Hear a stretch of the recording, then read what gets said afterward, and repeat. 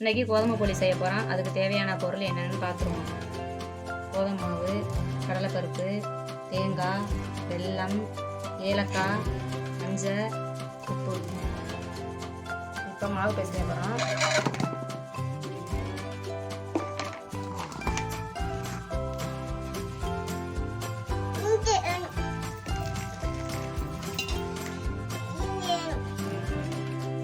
தேவையான உப்பு போட்டுக்கோங்க. மஞ்சத்தூளும் கலந்துட்டானா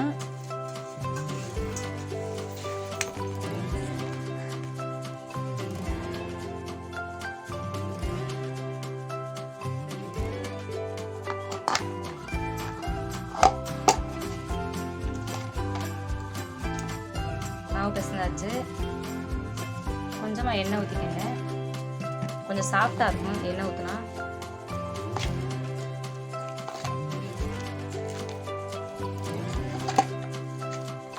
சப்பாத்தி மாவு பதத்துக்கு பிசைஞ்சுக்கிறணும் மாவை.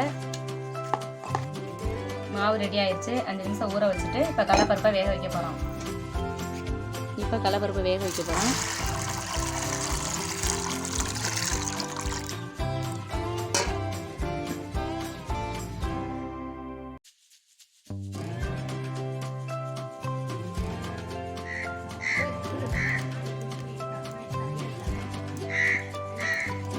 இப்போ தேங்காய் துருவ போகிறோம்.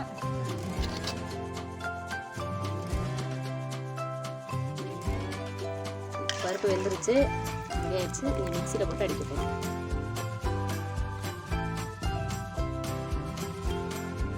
இப்போ கடலை பருப்பை மிக்சியில் போட்டு அடிக்க போகிறோம். இந்த பதத்தில் அரைச்சி எடுத்துக்கிறோன்னா வெல்லம் போட்டு தண்ணி ஊற்றி கொதிக்க வைக்க போகிறேன்.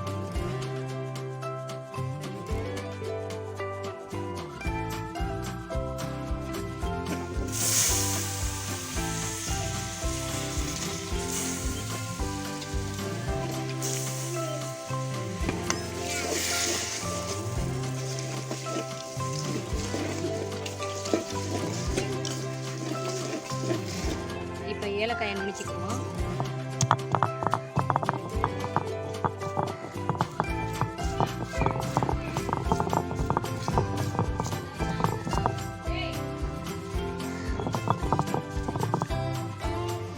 இப்போ வெல்லம் கறந்துச்சு, நான் வடிகட்டி எடுத்து வச்சுருக்கேன்.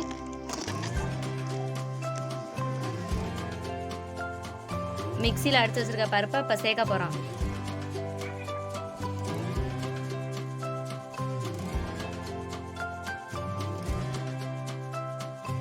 வெல்லமும் பருப்பும் சேர்க்கையில் அடி பிடிக்க பார்க்கணும், அதனால கிண்டிக்கிட்டே இருக்கணும்.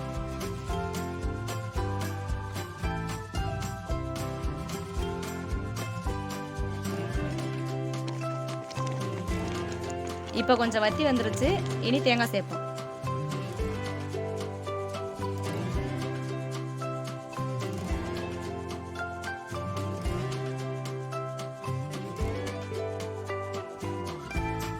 இப்போ அடி பிடிக்காமல் கிண்டிக்கிட்டே இருப்போம். ஏலக்காய் சேர்த்துக்கிறேன்.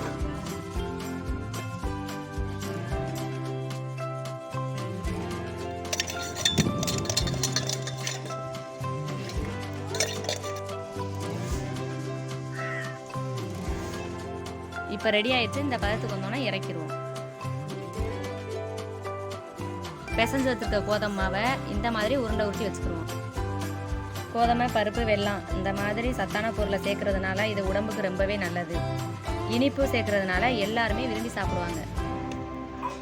2 ரெடி ஆயிடுச்சு. இப்போ கோதுமை மாவுக்குள்ள போலியை உருட்டி வைக்க போகிறோம்.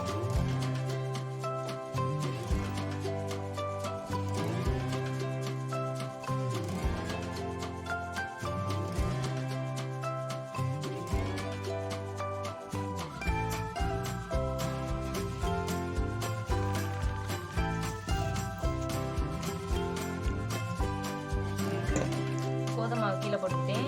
அந்த போலி கீழே ஒட்டாமல் ரவுண்ட் ஷேப் தேய்ச்சிக்கிறணும்.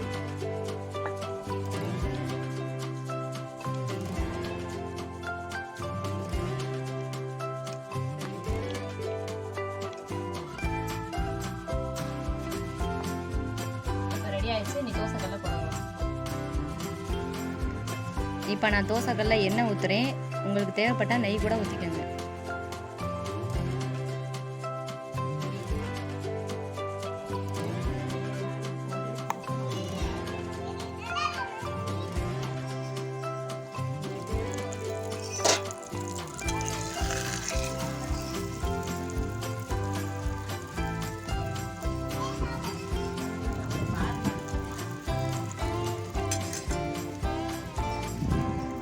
இப்போ வெந்துக்கிட்டு இருக்கு. நல்லா வேக வச்சுட்டு திருப்பி போட்டுக்கோங்க.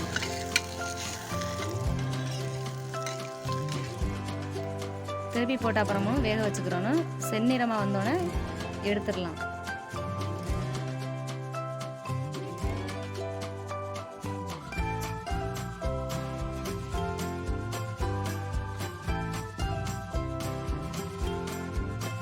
இப்போ கோதுமை போலி ரெடி ஆயிடுச்சு. மறுபடியும் அடுத்த வீடியோவில் சந்திப்போம்.